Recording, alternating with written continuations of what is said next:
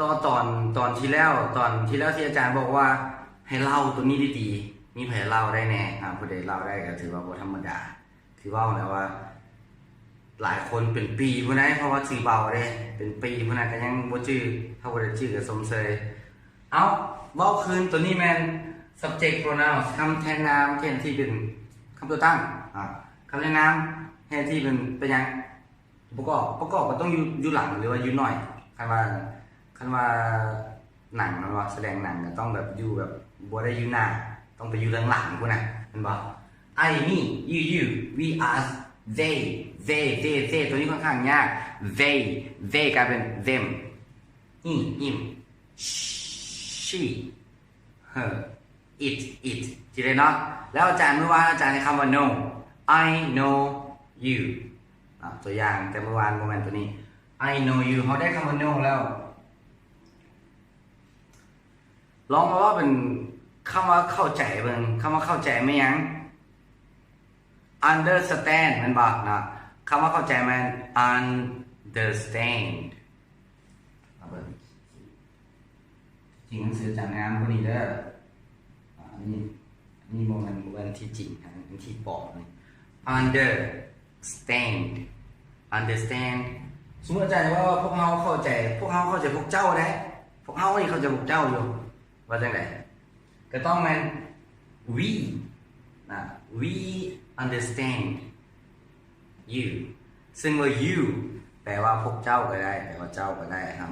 วิดีโอเมื่อวานบนแน่ใจว่าอาจารย์แปลให้บอกวิดีโอแล้วนะเดี๋ยวมาแปลให้ใหม่ค่อยนี่กูมึงก็ได้นี่ข้าพเจ้าก็ได้ข้าพเจ้า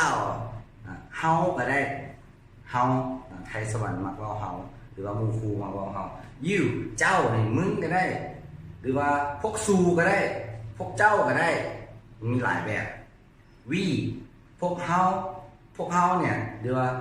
พวกกูได้บ่ได้อันนี้บางคนบ่ฮู้เคยถูกสอนมาแต่พวกเฮาอันนี้คือความจริงนะอาจารย์ถามหยอกเอียนนี่พวกอันนี้พวกเฮามันหยังเป็นพวกกูได้บ่คิดอยู่สินะพวกข้าพเจ้าได้บ่คิดอยู่สินะฉะนั้นพยายามว่าอย่าอยู่แต่บนอาจารย์สอนสิเด้อโดยเฉพาะเจ้านี่หลายคนนี่บอกเจ้าพวกเจ้าภาษาอังกฤษว่าหยังบ่ฮู้อาจารย์นะป่าต่อมันป่านี่พี่ได้ฉะนั้นอย่าสิเบาตัวนี้ they พวกเขาเป็นพวกเขาได้เป็นพวกมันก็ได้มาแล้ว he ลาผู้ชาย she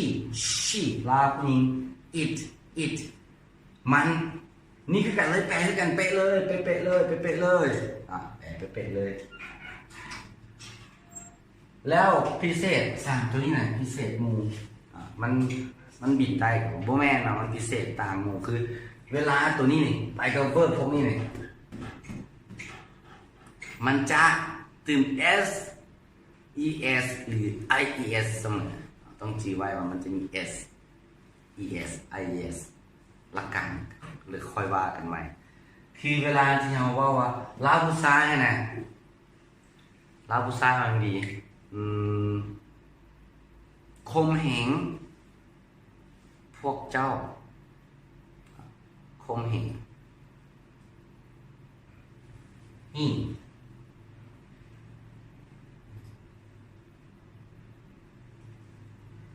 compels มี s ได้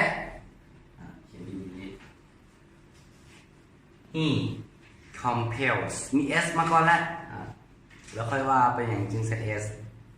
และเหตุใดจึงใส่ es มา he compels you he compels you พิเศษหลักการ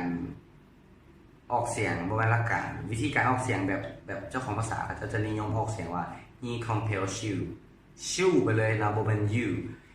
he compels you เลยกลายเป็น he compels you ไปเลยแบบออกเสียงแบบแซมลาผู้หญิงแบบนี้เขาจะว่าลาผู้หญิงเอาอย่างดีเนาะเอาเป็นหักซะหักพวกเฮาสมมติอีเมลหักเฮาเล่าหักเฮาได้ love she love ต้องมี s เข้าไปซึ่งว่าตัวนี้ออกเสียงค่อนข้างยากนิดนึงแต่ฝึกได้ she loves she loves she loves กันออกยากไม่ต้องออกว่า love ฝึกเริ่มต้น love ขั้นสอง love ขั้นสาม loves loves เอาให้ได้พวกเฮาอยู่ใส่นี่ she love เนี่ย us เป็น she loves us she loves us she loves us ว้าวนะแต่บ่แม่น she loves us แต่บ่แม่นนะ she loves แล้ว us แล้วควบเสียงค่อยๆ she loves us ว้าวเป๊ะพวกนี้เป็นรูปแบบมีชีวิตมันบ่มีปัญหาเวลาถึง s es is แต่มันสิมีปัญหาเพราะว่ามันมาเป็นคนเป็นโตนะฉะนั้นจื่อไว้ว่าคำนามหรือว่าสิ่งของที่เป็นสิ่งหนึ่งวัตถุหนึ่งคนหนึ่งสัตว์ตัวหนึ่งสถานที่หนึ่งก็ต้องเป็นมีชีวิตเวลามีการตื่น s es is มันก็ต้องตื่นอันนี้จื่อไว้แล้วมาต่อวิดีโอต่อไป